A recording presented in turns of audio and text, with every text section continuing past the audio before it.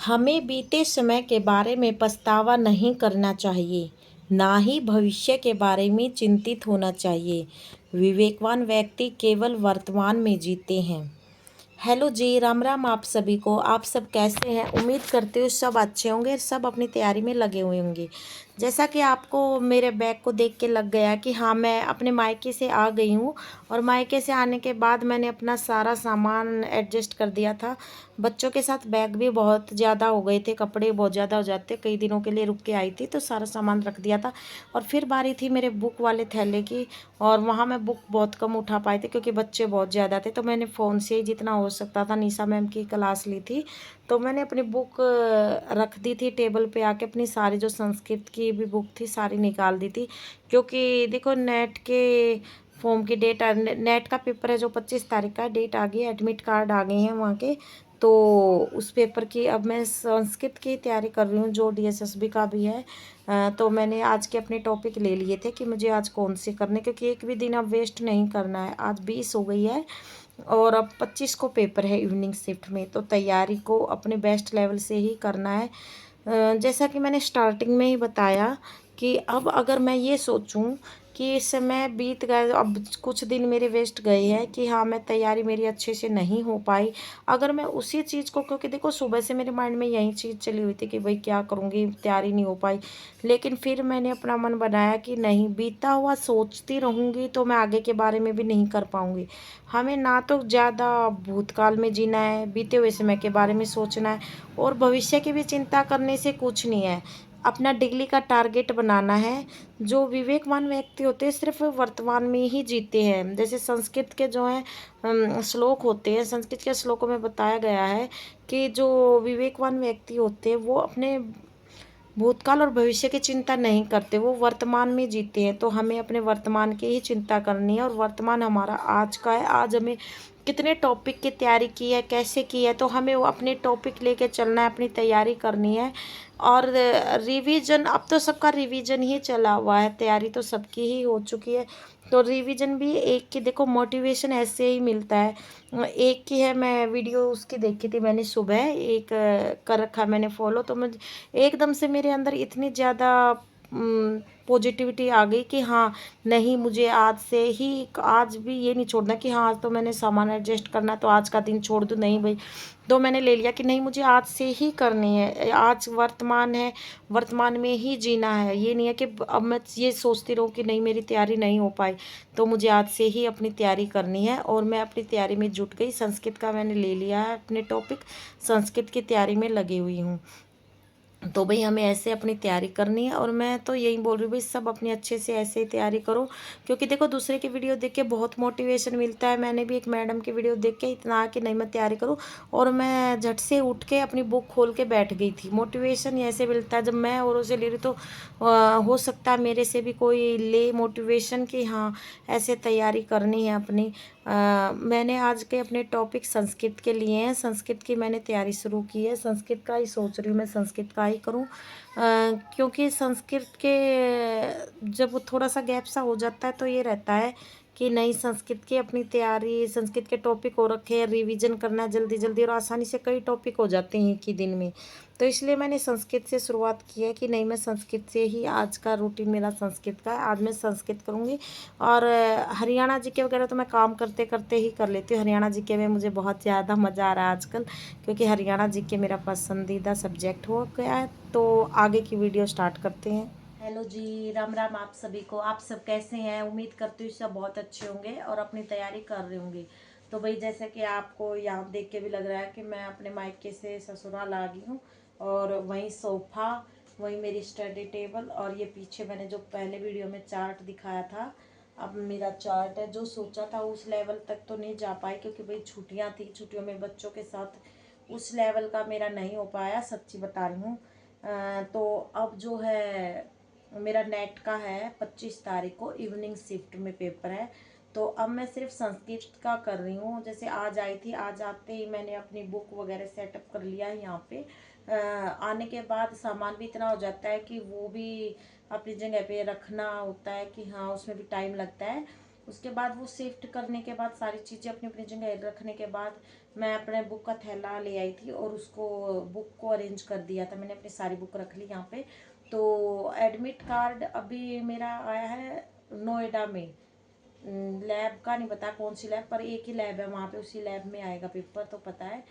और नेट का कमेंट में बताना नेट का किस किस का पेपर है। मेरा आया 25 को इवनिंग शिफ्ट में संस्कृत का। तो अब मैं सिर्फ अपना जो संस्कृत का लेके चल रही है। संस्कृत मेरी बुक है, तो अब मैं संस्कृत की ही तैयार 4-5 दिन है जो संस्कृत का ही रिवीजन कर रही हूँ, और सब्जेक्ट में नहीं कर रही कि संस्कृत का ही लेके चलूँगी। फिर जो एच टेट की है उसकी देखूँगी, 9-10 दिन है फिर एच टेट के बारे में, क्योंकि एच टेट का और ये संस्कृत का तो सेम ही है, इसीलिए मैं संस्कृत के ही के बारे में ही बोल रही हूँ कि संस्कृत की ही मैं तैयारी करूँगी। और भाई उम्मीद यही है कि सबकी तैयारी अच्छे से ही होगी। मेरा थोड़ा सा ये है कि थोड़ा सा टाइम टेबल मेरा गड़बड़ा गया है छुट्टियों की वजह से। बल्कि अब देखो पछतावा तो बहुत हो रहा है कि जैसे पिछली बार तो वह ना 7-8 महीने की थी। 7-8 महीने के भी में मैं 2 महीने लाइब्रेरी मैंने बिताए थे उसको छोड़कर। लेकिन अब तो वो फिर भी बड़ी थी, 1.5 साल की हो चुकी थी, फिर भी मैंने ये नहीं, घर वालों ने बोला भी कि लाइब्रेरी ज्वाइन कर ले, फिर मेरे से हुआ नहीं। मैं बोल कि नहीं अभी तो मैं कि सिलेबस तो ये था कि सिलेबस तो पूरा हो ही गया, ऐसा तो था नहीं कि सिलेबस रहता है कि नहीं मैं घर पे रह के कर लूँगी, रिवीजन तो करना है ही। लेकिन वो उस लेवल से जैसे लाइब्रेरी में होता है ना, सच बता रही बिल्कुल भी नहीं हो पाया जैसे लाइब्रेरी में होता था। लाइब्रेरी में 2 महीने में जब मैं गई थी तो संस्कृत के व्याकरण ही मेरी इतनी अच्छी हो गई थी कि एमए का मैंने कुछ भी नहीं पढ़ा था, और एमए का मेरा रिजल्ट अच्छा आया है। अब मार्कशीट आ जाएगी मेरी, तब मैं आप लोगों के साथ शेयर करूँगी कि मेरे कितने मार्क्स आए हैं।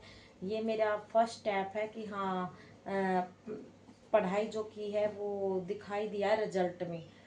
पढ़ाई का फ़ायदा भी तभी है जब आपका रिजल्ट शो करे। तो मेरा एमए का बहुत अच्छा रिजल्ट रहा है, और एमए का रिजल्ट मैंने तैयारी भी की, लेकिन गाइडेंस मेरी थी शीशपाल सर ने बहुत ज़्यादा, उनकी वीडियो जो थी वो लाइब्रेरी में मैं अब बिल्कुल रिकॉर्डेड थी, तो मैंने वही वीडियो देख के अपना एमए का जो PYQ थे वो अटेम्प्ट किए कि हाँ ऐसे ऐसे करना है। लिखने की सबसे बड़ी बात है, मैंने लिखे बहुत। एमए के जो क्वेश्चन थे 20-20 नंबर के थे, मैंने लिख लिख के देखे वो, और सूत्र जैसे सिद्ध करने होते हैं मैंने बहुत ज़्यादा प्रैक्टिस की थी, तब जाके मेरे सही प्रैक्टिस। तो जैसे DSSB का पेपर का था कि DSSB की डेट आएगी, उसके लिए लिख के कर रही थी, तो वो वहाँ भी मेरा फ़ायदा हुआ है।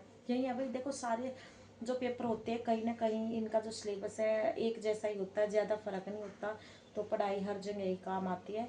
तो अब आज है 20 तारीख, ये चार्ज मेरा लगा हुआ 20 तारीख, अब एक दिन भी यहाँ पेपर है।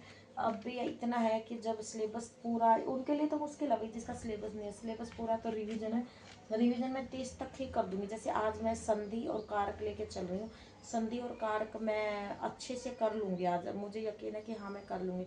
और कल से मेरा वही 8 घंटे वाला स्टडी रूटीन रहेगा। वीडियो बन पाई तो मैं शेयर करूँगी, नहीं बन पाई तो भाई अगर आप कमेंट करोगे तो फिर मैं वीडियो शेयर भी करूँगी। आज का मैंने संधि कर रही हूँ। अभी तो मैं जैसे प्रयत्न है संस्कृत के वो कर रही हूँ, उसके बाद फिर मैं संधि और कारक लेके चलूँगी। और फिर एमए का अपना जो एडमिट कार्ड आ जाएगा, जहाँ सेंटर आएगा वो भी मैं बताऊँगी कि कहाँ मेरा सेंटर आया है। अभी तो नोएडा है, टाइम वहाँ इवनिंग शिफ्ट में है। दिक्कत यही होगी कि इवनिंग शिफ्ट में आना बहुत मुश्किल हो जाता है। 6 बजे तो पेपर ख़त्म होगा, 6:30 बजे तक वहाँ से निकला जाएगा। फिर देखते हैं कैसे क्या आ जाएगा। हस्बैंड तो बोल रहे हैं कि रहने दे, नेट के में इतना क्या। मैं कहा चलो पेपर तो एक बार दे के ही आऊँगी, देखूँगी क्या, क्योंकि नेट का ये है कि मैंने फर्स्ट टाइम भरा है नेट का। नेट के में मैं इतनी वो नहीं कि हाँ बिल्कुल नेट की तैयारी करके मैं जा रही हूँ। फर्स्ट टाइम मैं ये दे के देख रही हूँ कि हाँ किस टाइप का पेपर आता है, ऑनलाइन है, थोड़ा सा आइडिया हो जाएगा। और जब अगला नेट होगा तब तक एचटेट से भी फ्री हो जाएंगे, DSSB का भी हो जाएगा, यूपी वाला भी हो जाएगा, तो बहुत सारे पेपर हो जाएंगे तब तक। फिर देखेंगे भी बाद में। तो आज की वीडियो वो कि यहीं समाप्त करते हैं। आशा करते हैं सब बहुत अच्छे से तैयारी कर रहे होंगे, और भाई अपनी तैयारी को ऐसे ही करते रहें और आगे बढ़ते रहें। पेपर तक सबका पेपर की डेट आ जाएगा, DSSB के RA PGT की डेट आ चुकी है। और अब अगला धमाका टीजीटी का ही होने वाला। और सबसे पहले संस्कृत ड्राइंग इनका पेपर सबसे पहले हुआ, क्योंकि जिनके कम पोस्ट हैं ना, संस्कृत की कम पोस्ट है, ड्राइंग की कम है, तो इनके पेपर पहले होंगे। तो अपनी तैयारी को करते रहे। और सीटी वाले देखो, और डेली कमेंट आ रहे जो सीटी वाले हैं वो भी अपनी तैयारी को करते रहें, क्योंकि सीटी का पेपर जुलाई में बोल रहे। वैसे पॉसिबल तो देखो मुझे तो लग नहीं रहा, जब एचटेट इतने दिनों से इनसे हो नहीं रहा, तो सीटी का पर जो अधिकारी हैं वो बार बार यही बोल रहे हैं कि सीटी के जो कैंडिडेट है वो अपनी तैयारी को करते रहें, और बिल्कुल भी वेट ना करें कि हाँ कब डेट अनाउंस होगी, तैयारी करते रहें। और फिर तैयारी को देखो करते रहना है, क्योंकि कंपटीशन बहुत ज़्यादा है, फिर चाहे अगस्त में पेपर हो या जुलाई में हो, तो फिर ऐसे अपनी तैयारी करते रहें। सीटी वाले भी, और एचटेट का तो है ही डेट जुलाई में। तो ऑल द बेस्ट आप सभी को, बाय बाय।